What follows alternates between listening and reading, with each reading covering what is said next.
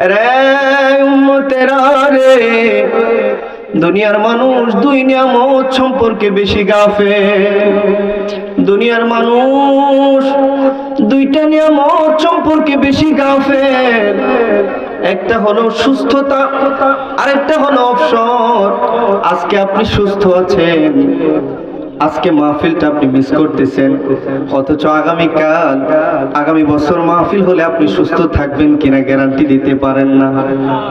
আমার নবীজি বলতেন, একেবারে ষষ্ঠ আসমানের শুরু থেকে একেবারে সপ্তম আসমান বেদ করে শেকড় বেদ করে পৃথিবীর সমস্ত সৃষ্টির শেষ সীমায় একটা গাছ আল্লাহ সৃষ্টি করেছেন, যে গাছটার নাম হলো সিদরাতুল মুনতাহা। সিদরাতুল, সবাই বলেন সিদরাতুল মুনতাহা।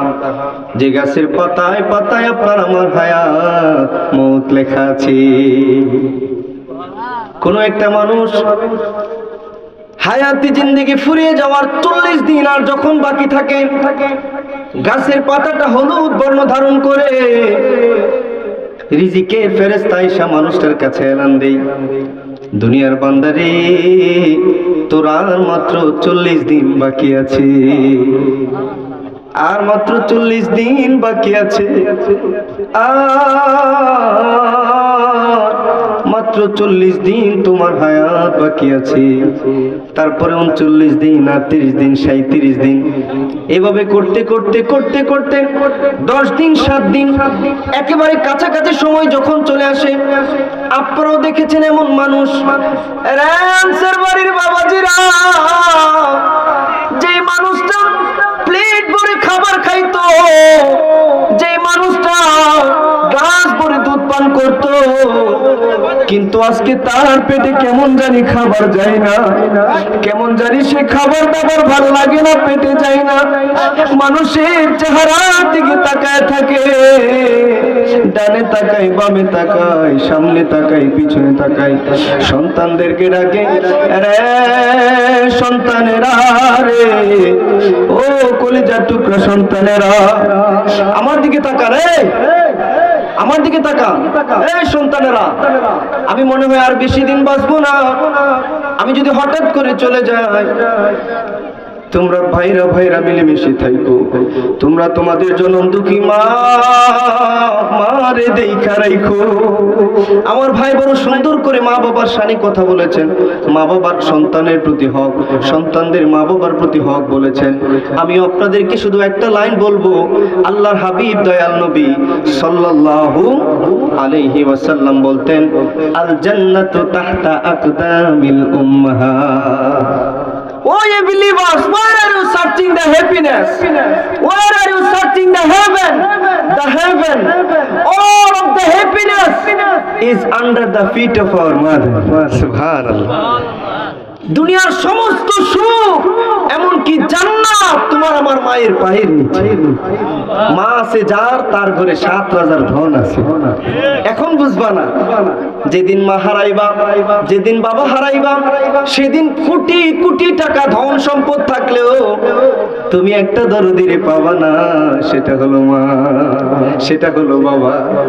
আজকে যারা মা বাপ হারাইছে তারা এসে কান্দে বিভিন্ন জায়গায় আমরা গেলে, হুজুর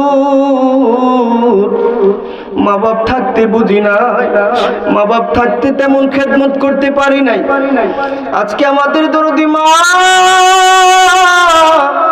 দরদি আব্বা জানতে হারায় বুঝতেছি, এমন দরদি আর কোথাও পাওয়া যায় না, এমন চেহারা আর কোথাও দেখি না। মার চেহারা দেখলে কলিজা জুড়ায় যাইতো, আব্বার চেহারা, মা বাবার সাথে যদিও বা সন্তান মাঝে মধ্যে একটু তর্ক করি, উনাফেনা করি, কত ধরনের মর্জি করি, কিন্তু একটু দূরে গেলেই বুঝি বাপ মার মতো ছায়া, বাপ মার মতো এত আদর আর কেউ করে না। কথা বলেন ঠিক কি না? এই সন্তানের চেহারার দিকে তাকায় থাকে, আব্বা আমি মনে হয় আর বাঁচবো না, বাবা গো বাবা আমার হায়াত ফুরায় যাইতেছে, কেমন জানি লাগে, শুধু ভয় ভয় লাগে। এইভাবে আহারে সবাই রে বলে বিদায় নিও। কিছু কিছু মানুষ আপনাদের থেকে, সমাজ থেকে কবরে চলে গেছে, আছে না নাই? চলে গেছে কবরে। নবীজি বলেন, আয়েশা একটা মানুষের সবচাইতে বেশি কষ্ট হয় কখন জানো? যখন তাকে ঘর থেকে বের করে দেওয়া হয়।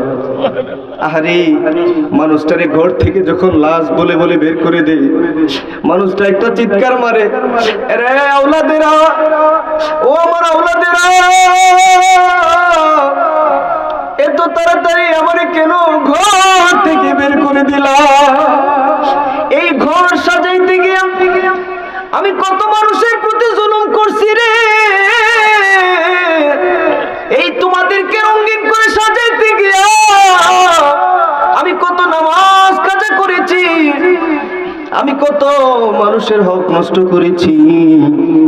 আজকে আমার এই প্রাণ পাখিটা বের হইতে দেরি, আমারে দি তোমরা লাশ কইয়া ঘর থেকে বের করতে দেরি করলা না।